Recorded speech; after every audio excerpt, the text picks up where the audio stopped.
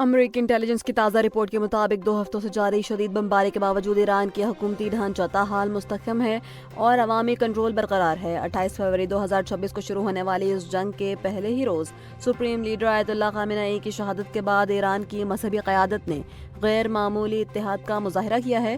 حال ہی میں ایرانی علماء کی اعلیٰ کونسل نے مجتبی خامنہ ای کو ملک کا نیا سپریم لیڈر منتخب کر لیا ہے۔ دوسری جانب ڈونلڈ ٹرمپ نے اشارہ دیا ہے کہ وہ جلد فوجی کارروائی ختم کر سکتے ہیں کیونکہ ایران کی عسکری صلاحیتوں کو بڑا نقصان پہنچ چکا ہے۔ تاہم ماہرین کا خیال ہے کہ زمینی کارروائی کے بغیر حکومت کی تبدیلی ممکن نظر نہیں آتی۔ آئی سی سی نے بارباڈوس میں منعقدہ بام 10 لیگ میں اینٹی کرپشن کوڈ کی خلاف ورزی کرنے والے پروویسٹ انڈین کھلاڑی جیون سیلرز اور 2 ٹیم آفیشلز چترانجن راٹھور اور ٹریون گرفت کو فوری طور پر معطل کر دیا گیا ہے۔ ان افراد پر میچ فکسنگ کی سازش، کھلاڑیوں کو جرم پر اکسانے اور آئی سی سی کی تحقیقات میں رکاوٹ ڈالنے جیسے سنگین الزامات عائد کیے گئے ہیں۔ ٹریون گرفت پر خاص طور پر تحقیقات میں عدم تعاون کا الزام بھی شامل ہے۔ اس معطلی کے بعد تینوں افراد اب کرکٹ سے متعلق کسی بھی سرگرمی میں حصہ نہیں لے سکیں گے۔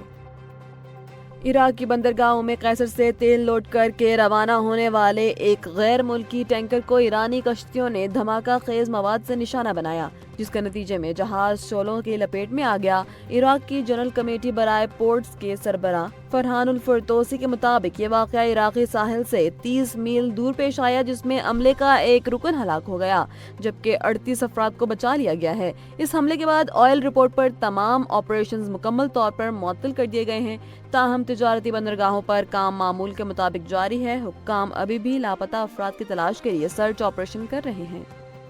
لاہور ہائی کورٹ کے جسٹس عابد عزیز شیخ نے پیٹرول اور ڈیزل کی قیمتوں میں 55 روپے فی لیٹر اضافے کے خلاف دائر درخواست پر سماعت کرتے ہوئے وفاقی حکومت کو نوٹس جاری کر دیا ہے۔ وفاقی وزیر پیٹرولیم علی پرویز ملک نے گزشتہ روز نائب وزیر اعظم اسحاق ڈار کے ہمراہ پریس کانفرنس میں اس بھاری اضافے کا اعلان کیا تھا، جس کے بعد پیٹرول کی قیمت 321.17 روپے اور ڈیزل کی قیمت 335.86 روپے تک پہنچ گئی ہے۔ عدالت میں وفاقی وکیل نے موقف اختیار کیا کہ قیمتیں اوگرا کی سمری پر بڑھائی جاتی ہیں، تاہم عدالت نے حکومت سے تحریری جواب طلب کرتے ہوئے وضاحت مانگ لی ہے۔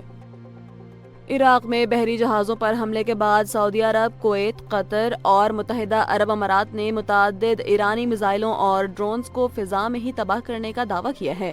اس سنگین صورتحال میں ایرانی صدر مسعود پزشکیان نے جنگ بندی کے لیے 3 شرائط پیش کی ہیں، جن میں ایران کے جائز حقوق کی تسلیم، جنگی نقصانات کا ازالہ اور مستقبل کے لیے بین الاقوامی ضمانتیں شامل ہیں۔ دوسری جانب امریکی صدر ڈونلڈ ٹرمپ نے آبنائے ہرمز میں تیل کی سپلائی لائن کے تحفظ کا عزم ظاہر کیا ہے، جبکہ ایران نے خبردار کیا ہے کہ اگر کشیدگی نہ رکی تو عالمی منڈی میں خام تیل کی قیمت $200 فی بیرل تک جا سکتی ہے۔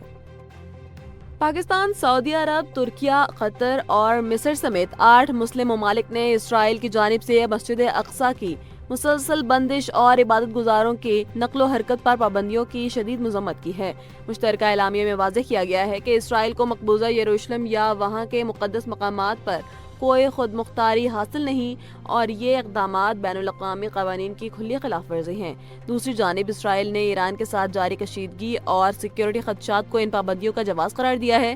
تاہم فلسطینی وزارت خارجہ اور حماس نے اسے مذہبی آزادی پر حملہ قرار دیتے ہوئے فوری طور پر مسجد کے دروازے کھولنے کا مطالبہ کیا ہے۔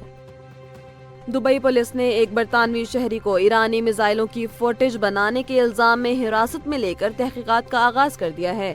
رپورٹ کے مطابق مذکورہ شخص چھٹیاں منانے دبئی آیا تھا، تاہم اسے ممنوعہ ویڈیوز بنانے پر مقامی تھانے منتقل کر دیا گیا ہے۔ پولیس اس بات کا جائزہ لے رہی ہے کہ آیا یہ ویڈیو سوشل میڈیا پر شیئر کی گئی ہیں یا نہیں۔ واضح رہے کہ متحدہ عرب امارات میں جنگی صورتحال یا حساس تنصیبات کی ویڈیوز آن لائن پوسٹ کرنا سنگین جرم ہے، جس کی سزا 2 سال قید اور بھاری جرمانہ ہو سکتی ہے۔ حکام نے پہلے ہی خبردار کر رکھا ہے کہ جنگ سے متعلق غیر مصدقہ یا حساس مواد شیئر کرنے والوں کو جیل بھیجا جائے گا۔